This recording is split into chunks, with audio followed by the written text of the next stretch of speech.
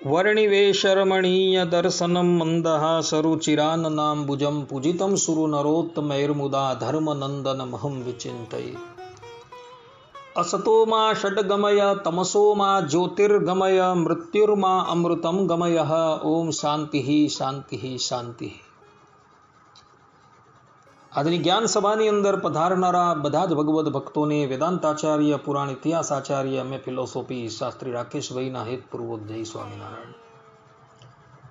ભક્તો, શ્રીમદ ભાગવતના દસમ સ્કંદની કથાની અંદર ગયા વખતે આપણે દેવરાજ ઇન્દ્રએ અને કામધેનુ ગાયે ભગવાન શ્રી કૃષ્ણનો ગાયોના ઇન્દ્ર તરીકે અભિષેક કર્યો એ કથા શ્રવણ કરી આવ્યા।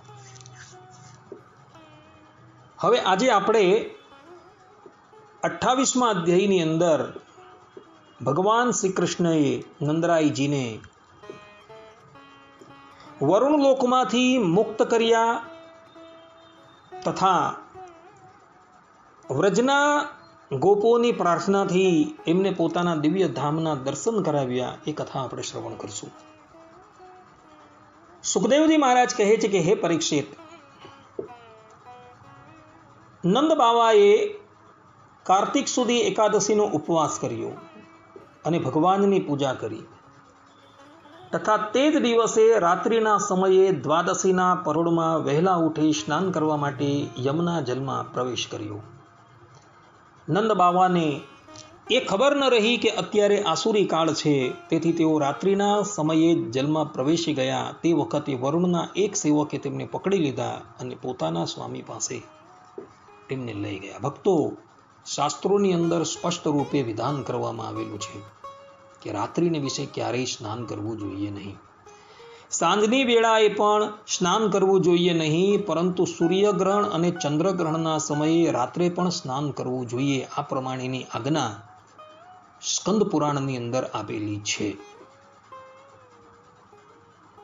નિશાયામ ચૈવ ન સ્નાયાત સંધ્યાયામ ગ્રહણમ વિના। અને આ જ વાત જે છે મહાભારતના અનુશાસન પર્વના 104મા અધ્યાયના 51મા શ્લોકની અંદર પણ કરેલી। ન નિશાયામ કદાચન। માર્કંડેય પુરાણના 34મા અધ્યાયના 51મા શ્લોકની અંદર પણ કહ્યું છે સ્નાયિત ન તથા નિશી। કહેવાનું તાત્પર્ય એ કે રાત્રિને વિશે ક્યારેય પણ સ્નાન કરવું જોઈએ નહીં। કદાચ ગ્રહણ હોય અને ગ્રહણ જે છે એ મધ્યરાત્રિએ અથવા તો રાત્રિના અંતિમ પહોરમાં પણ જો મુક્ત થતું હોય ત્યારે તમે સ્નાન કરો તો એમાં દોષ નથી। કદાચ તમે શૌચાલય ગયા હો અને શુદ્ધિને અર્થે તમે રાત્રિને વિશે સ્નાન કરો તો એમાં પણ દોષ નથી, પરંતુ તે સિવાય રાત્રિને વિશે ક્યારેય પણ સ્નાન ન કરવું જોઈએ। રાત્રિનો સમય જે છે એ 3:30 પર્યંતનો હોય છે। 3:30 વાગ્યા પછી તમે સ્નાન કરી શકો છો, પરંતુ નંદરાયજીને આ બાબતનો ખ્યાલ ન રહ્યો અને તેઓ રાત્રિની વેળાએ યમુના જલની અંદર સ્નાન કરવા માટે ગયા અને ત્યાં વરુણના દૂતોનો ચોકી પહેરો હતો, એટલે તેઓ નંદરાયજીને ઉઠાવીને વરુણજીની પાસે લઈ આવ્યા। આ તરફ પ્રાતઃકાલ થતા વ્રજની અંદર નંદરાયજી જોવા ન મળતા બધા જ ગોવાળો ગોપીઓ બધા આકુળ વ્યાકુળ થઈ ગયા। બધા ભગવાન શ્રી કૃષ્ણના શરણમાં આવે છે। ભગવાન શ્રી કૃષ્ણ સર્વશક્તિમાન છે અને સદાય પોતાના ભક્તોનો ભય દૂર કરતા આવ્યા છે, એટલે તેઓ પોતાની યોગ શક્તિથી વરુણજીના લોકમાં વધારે છે। વરુણજીએ જોયું કે મારા આરાધ્ય દેવ મને કૃતાર્થ કરવા માટે આજે મારા લોકની અંદર પધારેલા છે, એ ઊભા થયા અને ભગવાનનું સ્વાગત કરે છે। અને ભગવાનને કહે છે કે હે પ્રભુ, આજે મારો જન્મ જે છે એ સફળ થઈ ગયો. આજે મને બધા પુરુષાર્થોની પ્રાપ્તિ થઈ ગઈ, કેમ કે આજે મને આપના ચરણોની સેવાનો શુભ અવસર પ્રાપ્ત થયો છે. ભગવાન, જેમને પણ આપના ચરણોની સેવાનો સુઅવસર મળ્યો તે ભવસાગર પાર કરી ગયો છે. આ ભક્તોના ભગવાન, વેદાંતીઓના બ્રહ્મ અને યોગીઓના પરમાત્મા છો. નમસ્તુભ્યમ ભગવતે બ્રહ્મણે પરમાત્મને ન યત્ર શ્રૂયતે માયા લોક સૃષ્ટિ વિકલ્પિના.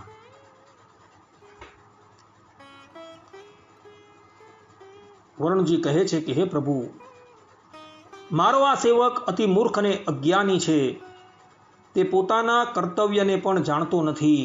તે જ આપના પિતાને અહીં લઈ આવ્યો છે. આપ કૃપા કરીને તેનો અપરાધ ક્ષમા કરો. સુખદેવજી મહારાજ કહે છે કે હે પરીક્ષિત,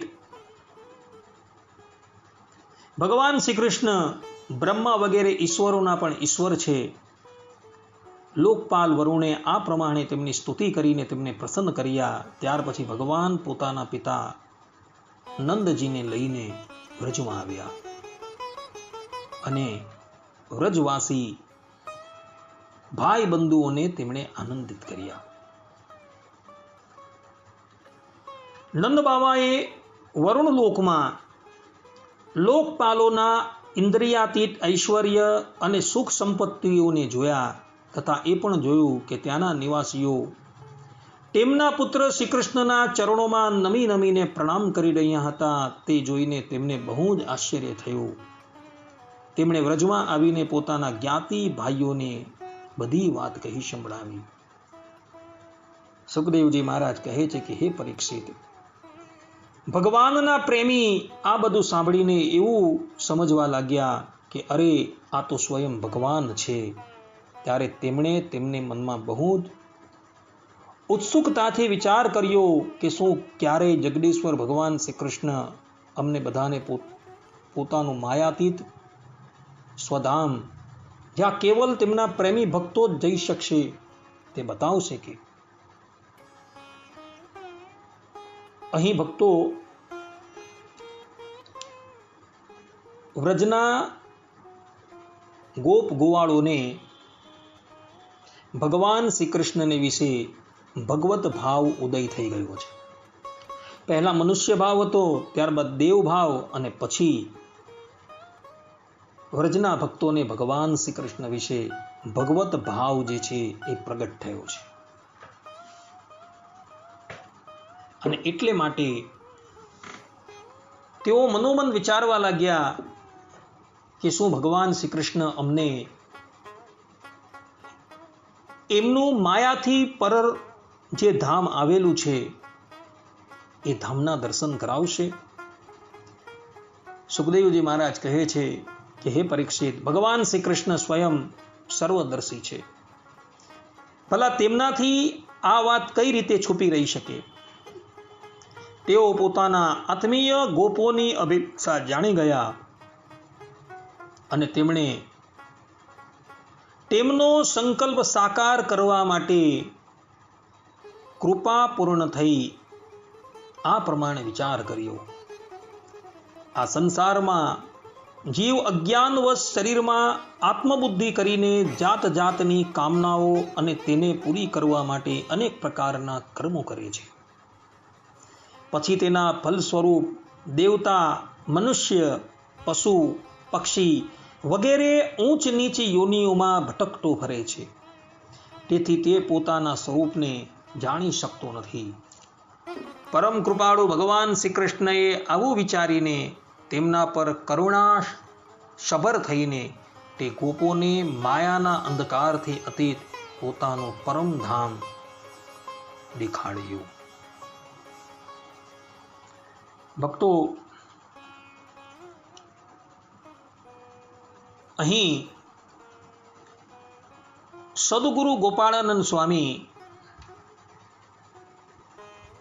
શ્રીમદ ભાગવતના દસમ સ્કંદના આ અધ્યાયની ટીકાની અંદર કહે છે કે ભગવાન શ્રી કૃષ્ણએ ગોપ ગોવાળોને કેવલ ભગવત ધામના દર્શન કરાવ્યા નથી, પરંતુ એ ધામની અંદર રહેલું પોતાનું જે મૂળ સ્વરૂપ જે છે તેના પણ ભગવાન શ્રી કૃષ્ણએ એ ગોપ ગોવાળોને દર્શન કરાવ્યા છે. કેટલાક દાર્શનિકકારો અને કેટલાક આચાર્યો એવું માને છે કે અત્યારે એટલે કે દ્વાપર અને કલીની સંધિની અંદર મથુરાની અંદર પ્રગટ થયેલા ભગવાન શ્રી કૃષ્ણ જે છે એ પોતે જ પોતાનું ધામ છોડીને આ ધરાતલની ઉપર પ્રગટ થયા છે. જ્યારે સદગુરુ ગોપાળાનંદ સ્વામી સ્પષ્ટ રૂપે કહે છે કે ભગવાન શ્રી કૃષ્ણ એક રૂપે ધરાતલની ઉપર હતા અને બીજા રૂપે માયાથી પર એવા પોતાના સનાતન ગોલોક ધામની અંદર હતા. જે ગોલોક ધામને શાસ્ત્રોની અંદર કેટલાક અક્ષર તરીકે કહે છે, કોઈક એને વૈકુંઠ તરીકે કહે છે, કોઈ એને પરમ પદ તરીકે કહે છે અને કોઈ એને ચિદાકાશ તરીકે કહે છે. તો એ ગોલોક ધામની અંદર એ ભગવાન જે છે એ પોતે બિરાજમાન હતા અને એના દર્શન ભગવાન શ્રી કૃષ્ણએ ગોપ ગોવાળો અને ગોપીઓને કરાવેલા હતા. ભક્તો, પરબ્રહ્મ પરમાત્મા શ્રીમન નારાયણ જ્યારે આ ધરાતલની ઉપર પ્રગટ થાય છે ને, ત્યારે તેઓ કાર્યવશાત જે યોનિની અંદર પ્રગટ થવાના હોય એ યોનિની અંદર પોતાનું જે મૂળ સ્વરૂપ જે છે એ મૂળ સ્વરૂપને ત્યાગ કર્યા વિના એ મૂળ સ્વરૂપમાંથી સજાતીય બીજું રૂપ ધારણ કરીને આ ધરાતલની ઉપર પ્રગટ થતા હોય છે. અને આ બાબત જે છે એ કોઈ મનઃકલ્પિત નથી, પરંતુ શાસ્ત્રોની અંદર એના પ્રમાણો જોવા મળે છે કે પરબ્રહ્મ પરમાત્મા જ્યારે આ ધરાતલની ઉપર પ્રગટ થાય છે, ચાહે એ કોઈ પણ યોનિની અંદર પ્રગટ થતા હોય, પશુની યોનિની અંદર, પક્ષીની યોનિની અંદર, મનુષ્યની યોનિની અંદર કે દેવ યોનિની અંદર, પરંતુ પોતાનું જે મૂળ રૂપ જે છે એ મૂળ રૂપને ત્યાગ કર્યા વગર જ એ ધરાતલની ઉપર સજાતીય દ્વિતીય રૂપ ધારણ કરીને પ્રગટ થતા હોય છે. આ બાબતની અંદર વેદવ્યાસજી જે છે એ બહુ જ સુંદર સ્પષ્ટતા કરી રહ્યા છે. મહાભારતની અંદર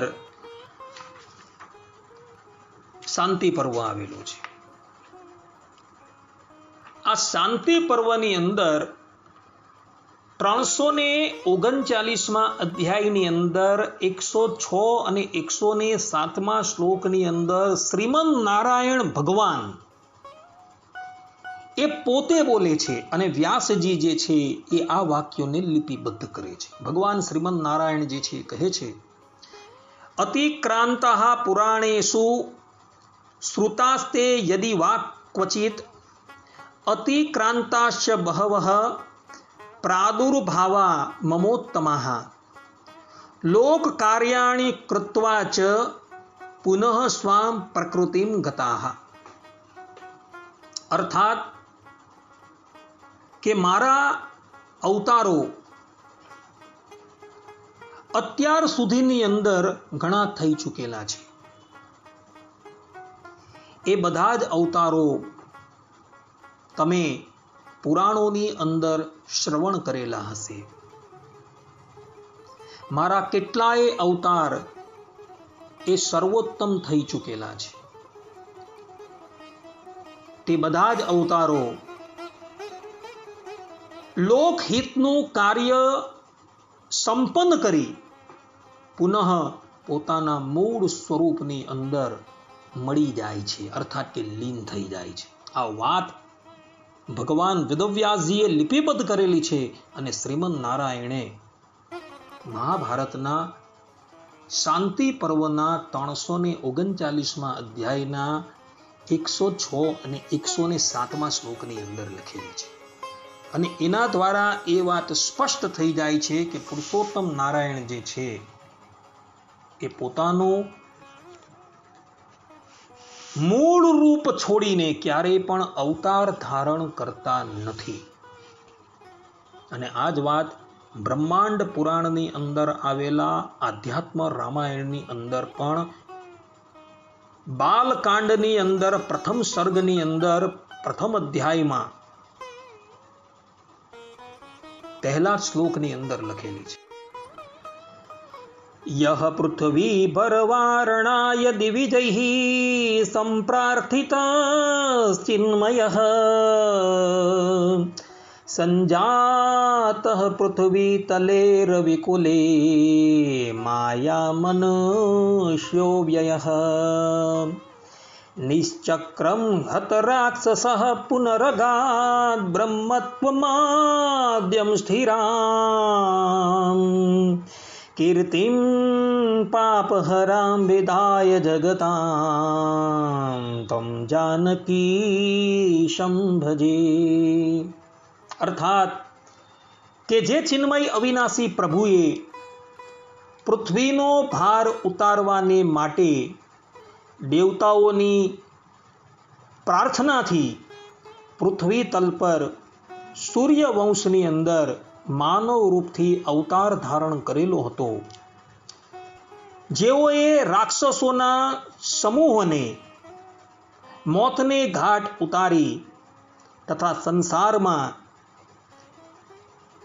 પોતાની પાપ વિનાશીની અવિચલ કીર્તિ સ્થાપન કરી પુનઃ પોતાના આદ્ય બ્રહ્મ સ્વરૂપમાં લીન થઈ ગયા તે શ્રી જાનકીનાથ ભગવાનનું હું ભજન કરું છું. અહીં પણ સ્પષ્ટ રૂપે લખેલું છે, જુઓ તમે,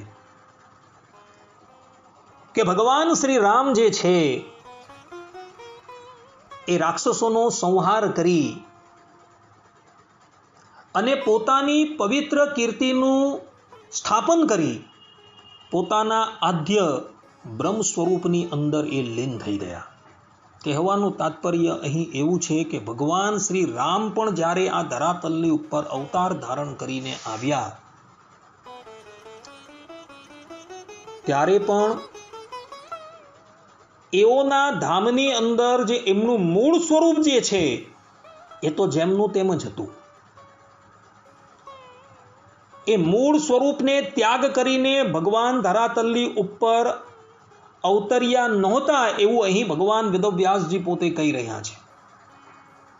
અને એ જ વાત આ કૃષ્ણ અવતારની અંદર છે. સદગુરુ ગોપાળાનંદ સ્વામીએ ટીકાની અંદર આ બાબતનો બધો ખુલાસો કરેલો છે. એમણે સ્પષ્ટ રૂપે ત્યાં કહ્યું છે કે ભગવાન શ્રી કૃષ્ણએ ગોપો અને ગોવાળોને કેવલ ભગવત ધામના દર્શન નથી કરાવ્યા, પરંતુ સાથે સાથે એ ભગવત ધામની અંદર જે પોતાનું અનાદિ મૂળ સ્વરૂપ જે છે તેના પણ તેઓએ દર્શન કરાવેલા હતા. ભગવાન સ્વામિનારાયણ પણ આ બાબતની અંદર સ્પષ્ટતા કરતા લોયાના 18મા વચનામૃતની અંદર કહે છે કે એ જ અક્ષરધામના અધિપતિ પરબ્રહ્મ પરમાત્મા મત્સ્ય કચ્છ વરાહાદિક રૂપને તથા રામકૃષ્ણાદિક રૂપને કોઈક કાર્યને અર્થે ધારણ કરે છે, પણ એ જે પોતાનું મૂળ રૂપ છે તેને તજીને એ અવતારનું ધારણ કરતા નથી. આ પ્રમાણે પરબ્રહ્મ પરમાત્મા ભગવાન સ્વામિનારાયણે પણ આ બાબતની સ્પષ્ટતા કરેલી છે કે ભગવાન જે છે એ પોતાનું મૂળ રૂપ જે છે એને ત્યાગ કરીને ક્યારેય પણ અવતાર ધારણ કરતા નથી. એટલે જે દાર્શનિકકારો એવું માને છે કે ભગવાન શ્રી કૃષ્ણ તથા ભગવાન શ્રી રામ તથા ભગવાન સ્વામિનારાયણ જ્યારે ધરાતલની ઉપર પધાર્યા ત્યારે તેઓ પોતાના મૂળ સ્વરૂપે જ પધારેલા હતા. એ વાત સંપૂર્ણપણે અસત્ય સિદ્ધ થઈ જાય છે. કારણ કે અહીં વેદવ્યાસજી છે તથા ભગવાન સ્વામિનારાયણ છે એ સ્પષ્ટ રૂપે કહે છે કે ભગવાન પોતાનું મૂળ સ્વરૂપ જે છે એનો ત્યાગ કર્યા વગર જ અહીં ધરાતલની ઉપર પધારે છે. અર્થાત કે સજાતીય દ્વિતીય રૂપ ધારણ કરીને ભગવાન આ ધરાતલની ઉપર અવતાર ધારણ કરે છે. માટે મૂળ રૂપ જે છે એ તો જેમનું તેમ જ રહે છે. એ મૂળ રૂપની અંદર કોઈ પણ જાતનો વિકાર જે છે એ વિકાર આવતો નથી અને એ વિકાર થયા વગર એ ભગવાન જે છે એ ધરાતલની ઉપર પ્રગટ થાય છે. માટે ભક્તો, જે લોકો એવી કપોળ કલ્પિત માન્યતા ધરાવે છે કે ભગવાન શ્રીમદ નારાયણ આ ધરાતલની ઉપર પોતાનું મૂળ રૂપ ધારણ કરીને જ પધારેલા છે અને તે વખતે ધામની અંદર કંઈ હતું જ નહીં, પરંતુ આ વાત સંપૂર્ણપણે અસત્ય છે. ભગવાન સ્વામિનારાયણે પણ પોતાનું અસાધારણ ઐશ્વર્ય પ્રગટ કરતા થકા પોતાની ઉપસ્થિતિની અંદર માંગરોળપુરની અંદર સંકલ્પ માત્રથી તે સંપ્રદાયના અનુયાયીઓને મૂળ સ્વરૂપના દર્શન કરાવેલા હતા. ત્યારે એ સંપ્રદાયના અનુયાયીઓએ પણ જોયું હતું કે એ જ પરબ્રહ્મ પરમાત્મા જે છે એ એક રૂપે સનાતન ધામની અંદર બિરાજમાન છે અને એ જ ભગવાન ધરાતલની ઉપર અત્યારે ભગવાન શ્રી હરિ અર્થાત કે સ્વામિનારાયણ રૂપે બિરાજમાન છે. અને સમાધિમાંથી જ્યારે એઓ બહાર આવે છે ત્યારે એ લોકો કહે છે કે આજ જે અત્યારે પ્રગટ પ્રમાણ ભગવાન શ્રી હરિ છે એવો જ પોતાના મૂળ સનાતન ધામની અંદર બિરાજમાન છે. આ વાત સત્સંગી જીવનના દ્વિતીય પ્રકરણની અંદર લખેલી છે અને એના દ્વારા પણ એ વાત સિદ્ધ થઈ જાય છે કે ભગવાન પોતાનું મૂળ રૂપ જે છે એ ત્યાગ કરીને ક્યારેય પણ અવતાર ધારણ કરતા નથી. માટે જે પણ કોઈક લોકો એવી માન્યતા ધરાવે છે કે ભગવાન અત્યારે પાધરા પધાર્યા, એ બધી જ માન્યતાઓનું પૂર્ણ રૂપે ખંડન થઈ જાય છે ભગવાન વેદવ્યાસજીના વચનથી અને ભગવાન સ્વામિનારાયણના વચનથી. એ લોકોની બધી જ વાત જે છે એ શાસ્ત્રથી સંપૂર્ણ રીતે વિપરીત છે, એટલે અમાન્ય થઈ જાય છે. માટે ભક્તો, ક્યારે પણ એવી કપોળ કલ્પિત વાતો જે છે એ તમે માનતા નહીં, કારણ કે એ વાતો શાસ્ત્રથી વિરુદ્ધ છે. ભગવાન વેદવ્યાસજીના શાસ્ત્રથી એ વાત સંપૂર્ણપણે વિરુદ્ધ હોવાથી અમાન્ય થઈ જાય છે અને ભગવાન સ્વામિનારાયણના વચનામૃતથી પણ એ વાત સંપૂર્ણપણે વિરુદ્ધ હોવાથી અમાન્ય થઈ જાય છે.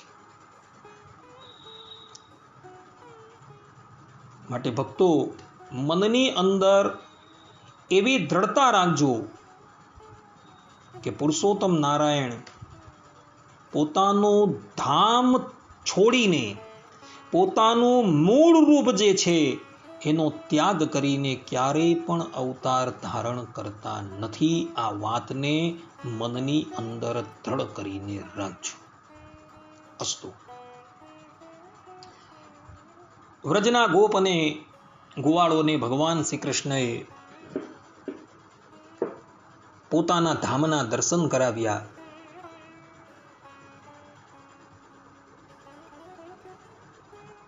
વ્રજના ગોપો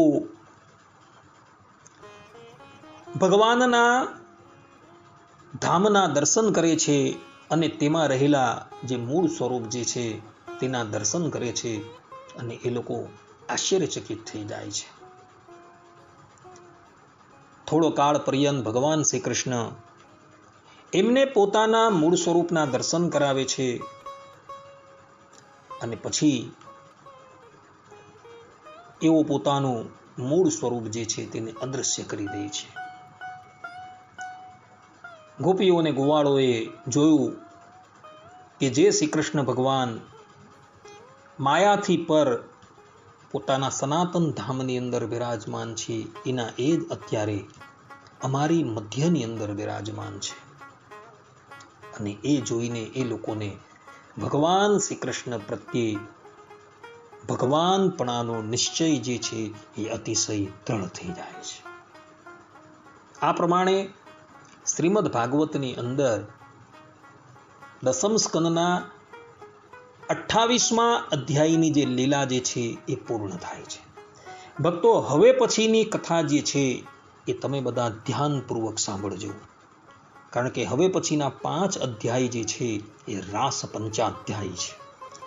અને આ રાસ પંચાધ્યાય જે છે એ આ શ્રીમદ ભાગવતના 5 પ્રાણ છે. જે મનુષ્યનું શરીર જે છે એ પ્રાણ વગર જીવિત રહી શકતું નથી, તે જ પ્રમાણે આ શ્રીમદ ભાગવતની અંદર આ રાસ પંચાધ્યાય છે ને એ ભાગવતના 5 પ્રાણ છે. જો એમાંથી આ 5 અધ્યાય કાઢી નાખવામાં આવે ને તો ભાગવત જે છે એ નિષ્પ્રાણ થઈ જાય એવું છે. માટે બધા જ પ્રેમપૂર્વક આ રાસ પંચાધ્યાયની કથા જે છે એ શ્રવણ કરજો.